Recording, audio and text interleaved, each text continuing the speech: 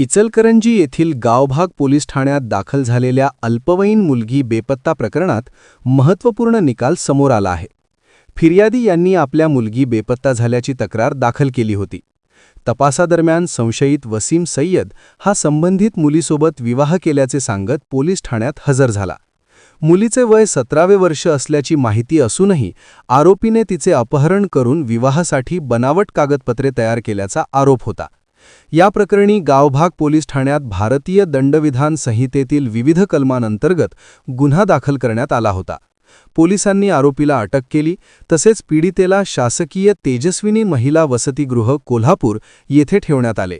मात्र तेथूनही पीडिता बेपत्ता झाल्याची घटना घडली होती. दरम्यान प्रकरणाचा तपास पूर्ण करून पोलिसांनी जिल्हा व सत्र न्यायालय इचलकरंजी येथे दोषारोपपत्र सादर केले.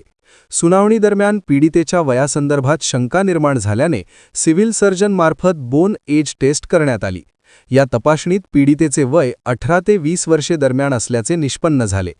आरोपीतर्फे ॲडव्होकेट रियाज बांडदार यांनी प्रभावी युक्तिवाद करत साक्षीदारांच्या जबाबातील विसंगती न्यायालयाच्या निदर्शनास आणून दिली. या सर्व बाबींचा विचार करून माननीय जिल्हा व सत्र न्यायाधीश इचलकरंजी यांनी दिनांक 6 एप्रिल 2024 रोजी सबळ पुराव्याअभावी आरोपीची निर्दोष मुक्तता केली. या प्रकरणात advocate Zaid Mulla, advocate Yasin Pendhari, advocate Sachin Korvi, Parvez Mujawar, Sahil Shaikh आणि अजीज नदाफ यांनी सहकार्य केले.